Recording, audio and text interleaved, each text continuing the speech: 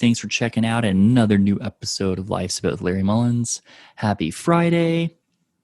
Do me a favor. I appreciate the support. If you happen to be watching this on YouTube, please take 2 seconds and click the subscribe button and like the video and leave a comment. If you're listening to the pod, if it's on Spotify, click that follow button. If you're listening to it on Apple Podcasts, please be so kind as to leave a rating and take a few seconds and write a review. I'd greatly appreciate it.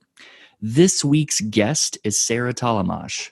She's a hilarious comedian based out of New York, and she's also the wife of comedian Joe List. She has her own podcast called The Vag Podcast, which she co-hosts with fellow comedian Adrian LaPalucci. It's also a funny pod I recommend checking out. Sarah also has an album out for purchase, and you can download it wherever you stream your music and albums at. It's called Voluptuous Boy. It's an incredibly funny album. I highly recommend it. I'll flash the cover art right here if you are watching the video version of the pod.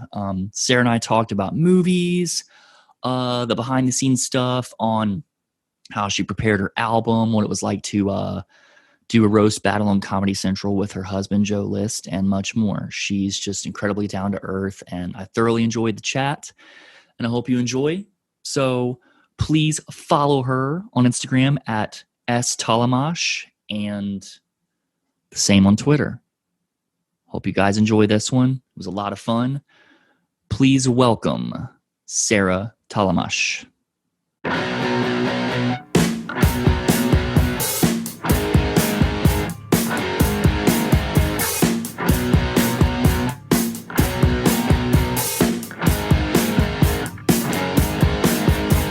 Love the poster in the background.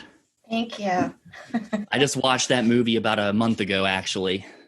Yeah, I feel like a lot of people don't know about it, but I thought it was pretty good. But I feel like a lot of straight males might have a hard time. Well, I'm very unique, I guess, because I actually heard Joe talk about it on his podcast, and I was like, I have to watch this. I have to, because I love movies. And there's this app called Shudder, which is like Netflix, but for like thriller movies and horror movies. And it's on there. Oh, okay. Yeah, I'm thinking about getting that because I actually do like horror movies. It's, I watched it alone in my bedroom in the dark. And I was like, okay, and like, it wasn't like, oh my God, but like, I was like, wow, they're showing that. Awesome. I was like, okay. It was, why not? It had some suspense in it, and I kind of liked that it ended on a cliffhanger. Yeah, and I also felt like it was pertinent to the story because it set up a world that most people aren't familiar with, so it kind of got you used to, I don't know, the rambles at like a gay hookup site. Yeah, I didn't know those existed. Apparently, like the movie-wise, I guess the French do it completely different than Americans. Yeah, well, apparently that's what I think the rambles in Central Park were known for. And then there's like you always hear that about in like towns and certain parks, it's known as after hours. Like I remember I was in Toronto once and we were talking to this girl and one of her jobs is she goes around to those parks late at night handing out condoms to keep down STDs.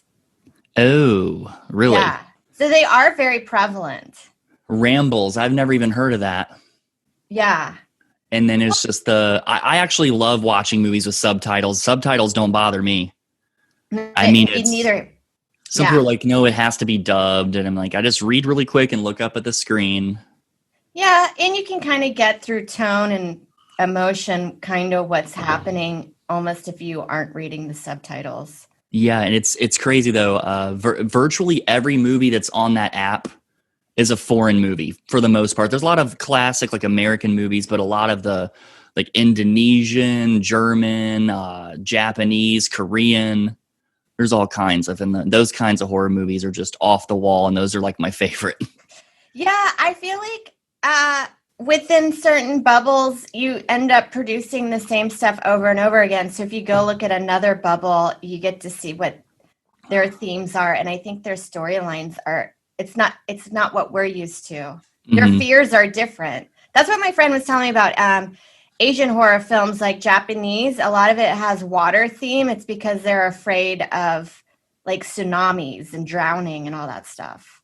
Oh wow, yeah, I watched that. I wouldn't really consider it a horror movie. That movie, The Host.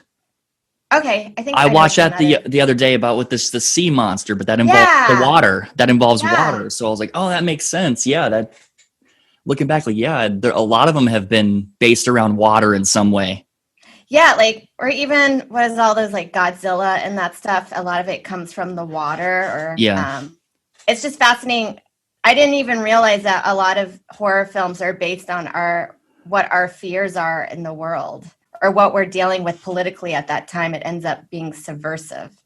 yeah. My brain doesn't really function at that level quite. But so when you mentioned No, water, I was like, oh, okay, yeah, that does make sense. no, I didn't know that until she pointed it out, and then it like blew my mind. And then you think of like other horror films in other regions of the world, and then you're like, oh, that all makes sense.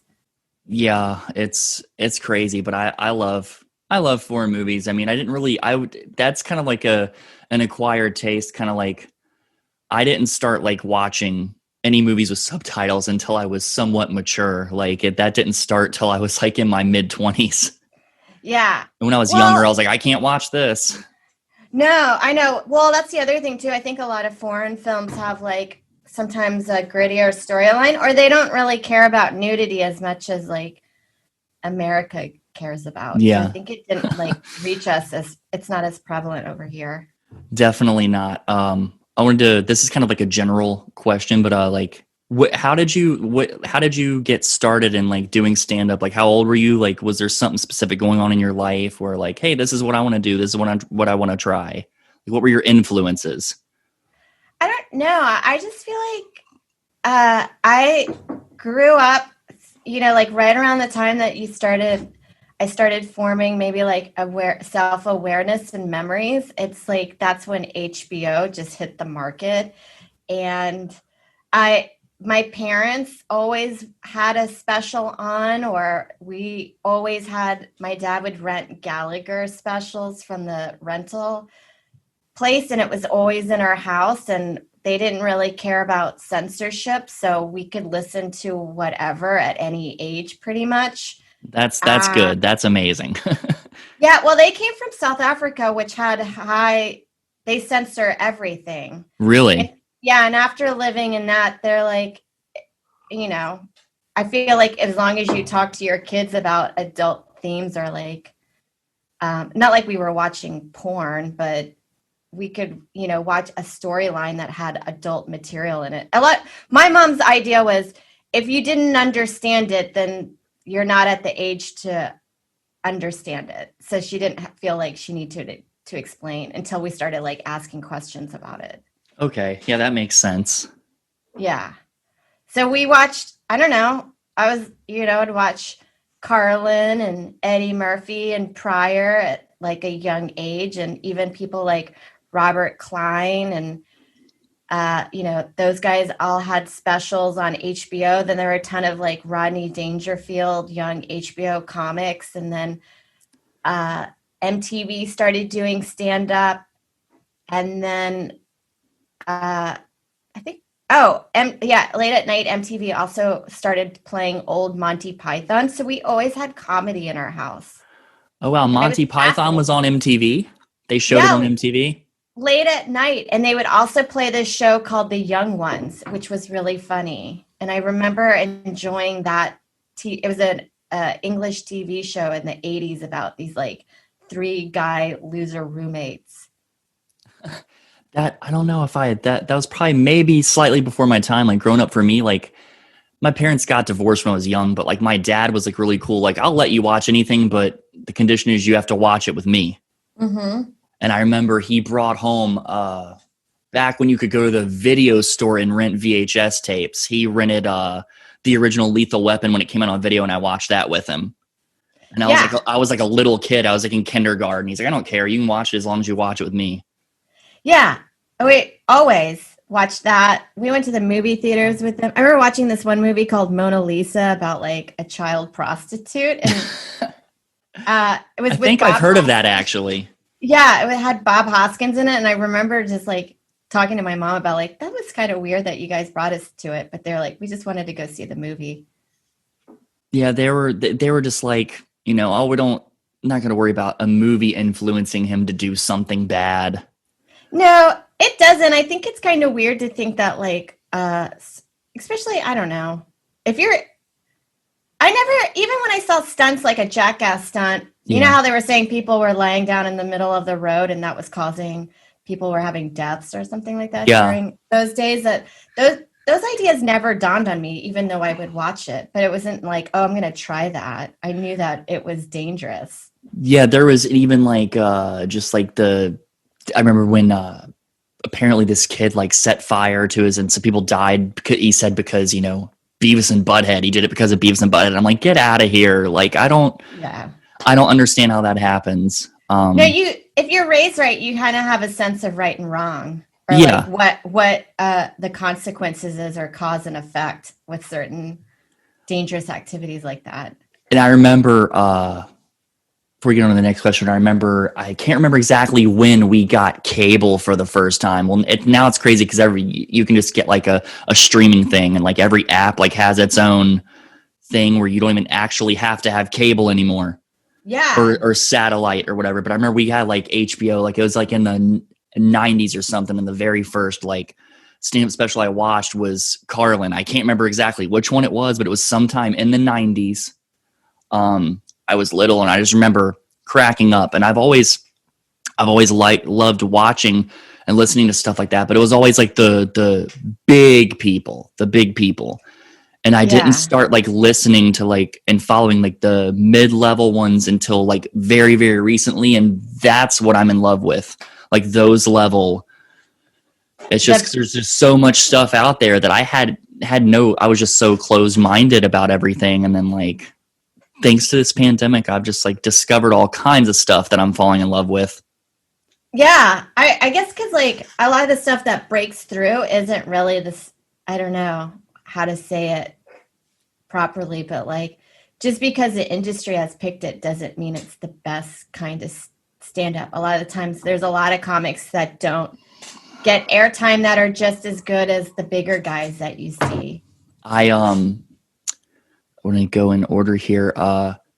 In terms of like, okay, your album, which we'll get back around to, but in comparison to what you just said, for me, listening to your album from, for example, watching Joe's special, Mark's special, all of that's, in my opinion, better than 90% of the stuff on Netflix.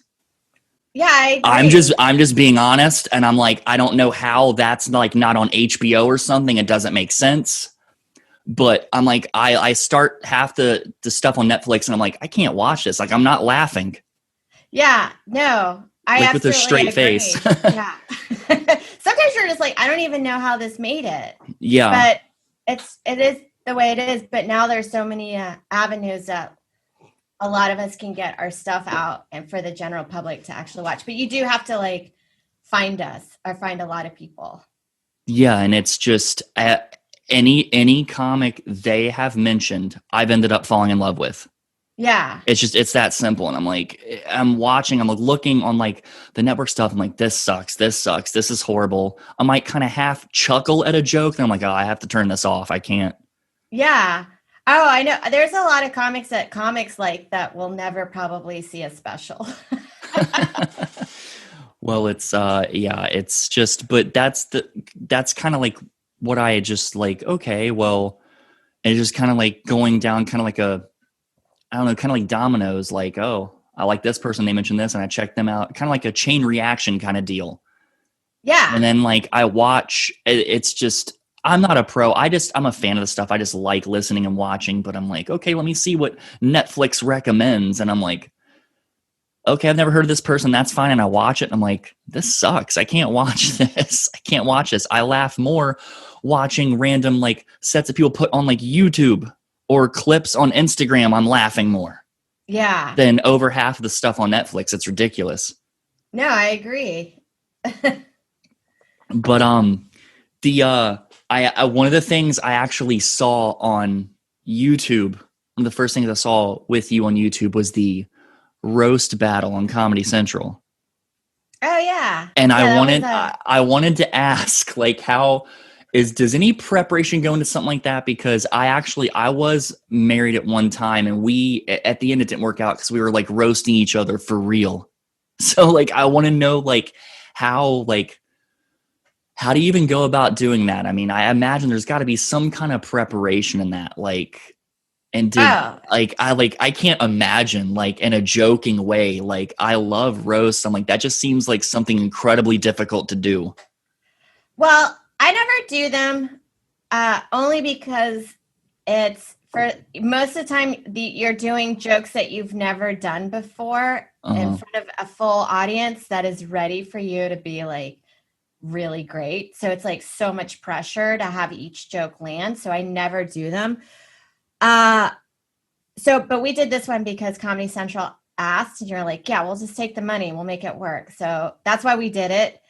And then we wrote together and we had friends help us write. So, and then I gave a list of stuff that I knew people were thinking or might be thinking that I'm totally comfortable with and I am self-aware Yeah. of, and I have no problem.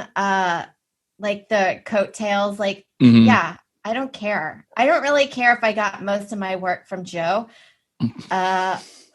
I just feel like in this showbiz industry, everything is on nepotism. So it doesn't even matter how you get anything. So it's as long as you can keep your foot in the door, that's all that matters. So I was aware of stuff like that. And then Joe gave me all of his stuff that he doesn't care about or that he's aware of, that people would know that they would like us.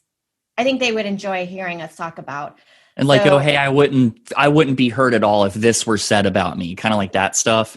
yeah, because I think it would be weird if something like alarmingly surprising came out.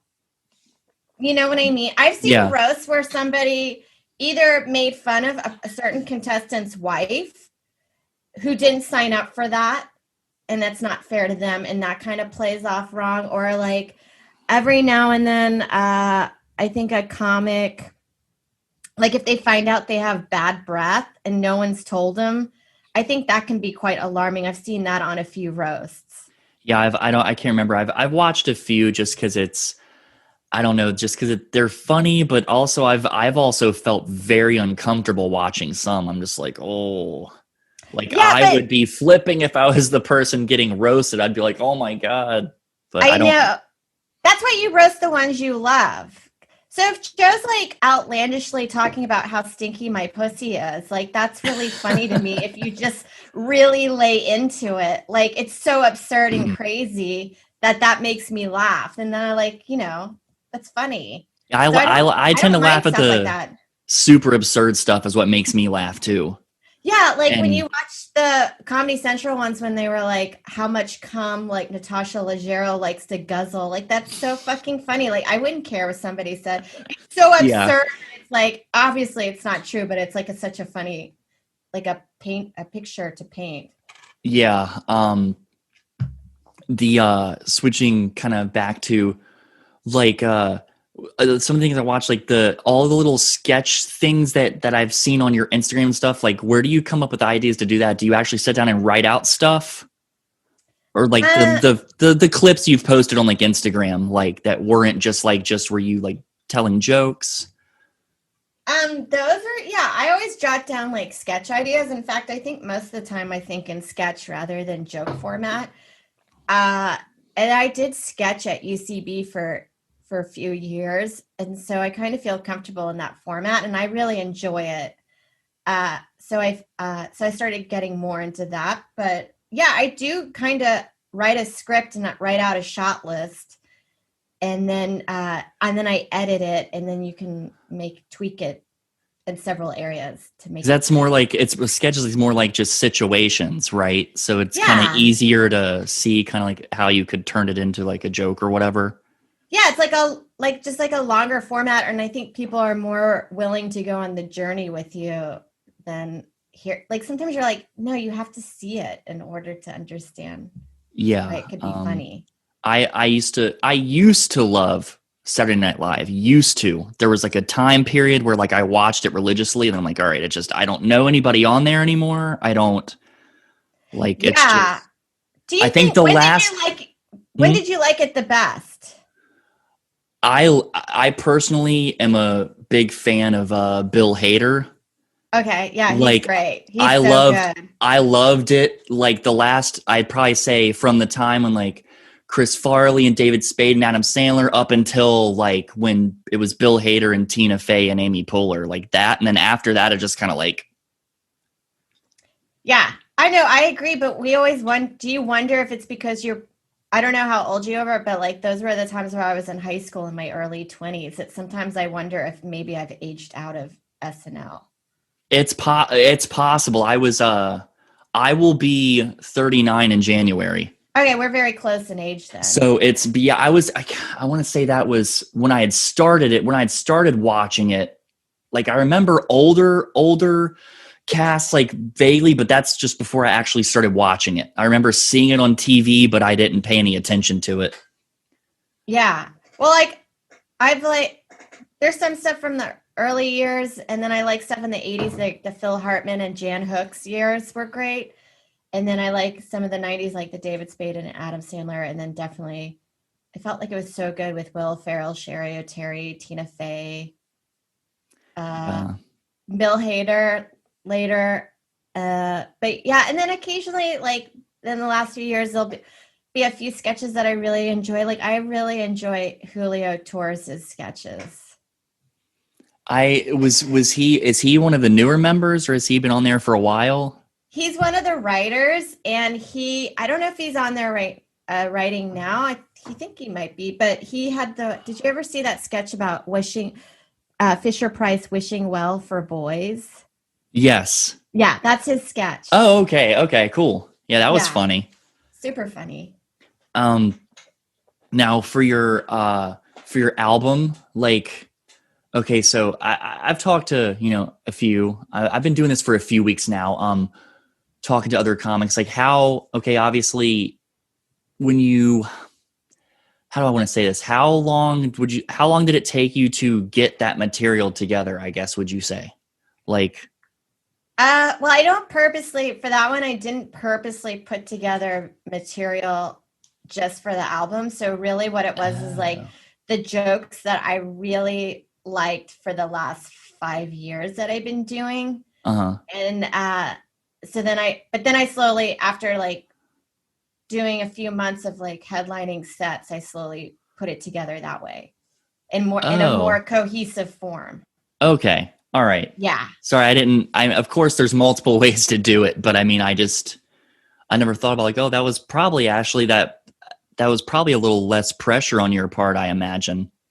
Yeah. Well, nowadays, I kind of regret not having an album on a regular basis to work towards because I think it's actually a good thing to like actively put together a body of work within a few years and then have it cohesive. So, That's just how I but assumed everybody did it. That's me. That's me being an idiot on my part for assuming. no, I think generally as you get more demand, then yeah, that is because I was hesitant because I always feel like who's gonna buy it? I don't really feel like that many people are gonna buy my album, and then recording something, even a 5 minute tape for a late night is kind of daunting. So that kind of it just like feels like such high pressure, but then you realize after doing the editing process, you can kind of not that you're tweaking it, but you can fix your ums and your ahs and make it better. And some of the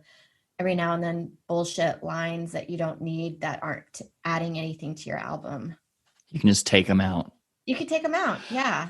So like you would do so naturally. Would you just record every single set and you just basically took bits and pieces from all of them? Like this works, this works, this works. I'm going to use this. I'm going to use that. Yeah. Where you start noticing you have a little common themes or subject matters, and you're like, okay, that can go from there to there, and that'll help out, and that sounds more cohesive, and then more of your point of view. Because sometimes you'll have like, I don't know, I just call them like one-off tweets, and you're like, where do I put these? I don't even know where to put these in my set.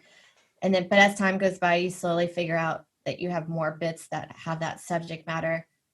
So yeah, you just kind of like figure it out. And then also, if you keep running your set over and over again, you'll naturally figure out your order because it'll just come to your brain. It'll just be like a naturally. natural process, kind of like organic Yeah. in a way.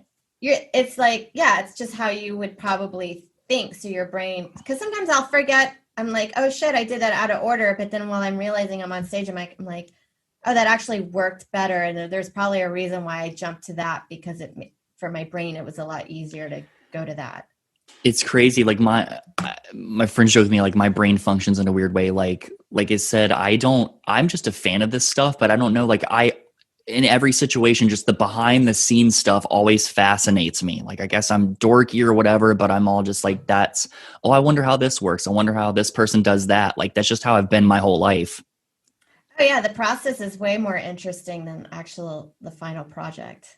Like I got I bought Jerry Seinfeld's new book recently, and that's the first book of that kind that I've ever purchased, and I'm loving it. And all it is just jokes. That's all it is. Oh yeah. My sister bought me the anthology of Nora Ephron's work, and it was over the years and of like a little bit of When Harry Met Sally and how that came about, and then her other short stories that turned into films. And you see that she's using the same material kind of over and over, kind of observations, but it's just worked in different areas. Yeah, that's crazy. Like, I guess that's kind of like a behind the scenes thing, but I'm like, well, I'm not, I love laughing. I'm like, hey, Seinfeld's my favorite show of all time. I'm like, and this is literally a book of everything he's written that's worked from like the 70s up until now. And I'm like, well, how can this not be funny? Yeah. That's the way I look at it, and I've been enjoying it so far. But in terms of your album, like how do you go about, I mean, obviously you have a bunch of pictures taken, but like, how'd you go about like with naming it and like, okay, it's these again, maybe crazy questions, but even like, I imagine like if I did something like that, it would take me like probably a year just to decide on, that's the picture I want to use, and like getting it actually released and like distributed. Like what did you have to do? Well, there were some factors that played into it. Well, first of all, it like 800-pound gorilla like approached me about doing it. So that's why I said yes, because I always feel like if you get asked to do something like that by a reputable thing, then you should say yes. So that was one thing. And then after that, yeah, you do the album. I was going to call it White Lady because I felt like a lot of my observations probably come from a place of privilege, and I was just kind of making fun of myself, like Yeah. in a weird way. But then the BLM started happening, and they felt like it might be insensitive or taken the wrong way. And I kind of understood what they were talking about. And I didn't feel like explaining myself, nor do I feel like the more you also try to explain yourself, the deeper the hole it can get. So then I'm not racial on my album at all, but I am a white lady, and I feel like that's how most people perceive me. So why not play into it a little bit? Then so after that was talked, then we were like, okay, I'll move on to another. And then I just went through my album and I went through words that I liked or punchlines that felt ambiguous if you heard it. Yeah. Or whatever, something that was really simple that could be funny on its own. And I thought Voluptuous Boy worked like that. And so I went for that one. It's a funny combination of words, in my opinion. Yeah. And it's It's a not, joke that it's I something really you like. it's something you don't normally associate with a boy or a male. Yeah. Which So is I why thought it's funny. Yeah. So I just thought that worked, and it had a little bit of intrigue of like, oh, I wonder what that means. And so I kept that. And then the photo, that one, you always have, it's like planning a wedding. You have grandiose ideas of what you want, but then pandemic hit, and I was very limited to setting up photo shoots. And I didn't even have, honestly, I had no money at that point to spend on anything because I spent it on paying my openers and photographer for the show and the recording, that I had nothing. So I couldn't afford a photographer. So I had taken headshots maybe a year and a half prior. And I just went through those. And then I went to canva.com and I created a layout that I liked and chose a font. And I just kept it simple for this one. And then I sent it to 800 and then they fixed it up professionally. That's just so cool. Like I'm all for like the DIY stuff, like the do it yourself. Like it's just, but yeah, I didn't think about that. You having to pay this person, you having to pay this person for that. Like that's stuff I don't think about. Yeah, it's several $100s. And actually, I think I'd rather prefer to do it like a DIY because I want everyone to know that these things are accessible to you as an artist if you want to create something that you don't necessarily need to spend a lot of money to put a lot of good stuff out there. You just have to at least the recording should sound good. Yeah. But like the PR stuff about it, you can create your own videos. You can hashtag it. You can put it, reach out, get your friends to help you push it. And they will. A lot of people are really nice about it. And then I'm a huge fan. I wanted to do, or I'm still thinking about maybe later on, like I love zines. I love that old punk rock posters of like cutting stuff out, putting on a paper and Xeroxing it. I like So I still think about maybe doing something like that later on. That'd be cool. Like I love the whole like in movies, like the whole serial killer mailing something to a newspaper, like the letters cut out and everything. Yeah. That's just a cool look. It is, and it's so accessible. Like you can do it and it looks cool. You don't need a typographer or like a graphic designer to do that for you. What's the craziest thing that's like happened during one of your sets? Like during pandemic? Or during or before? Just what's the craziest thing that's happened? I think years ago when I first started, I did this bringer show in LA and somebody fainted and I didn't realize it and I kept going. And then everybody thought that was entertaining, that it didn't faze me.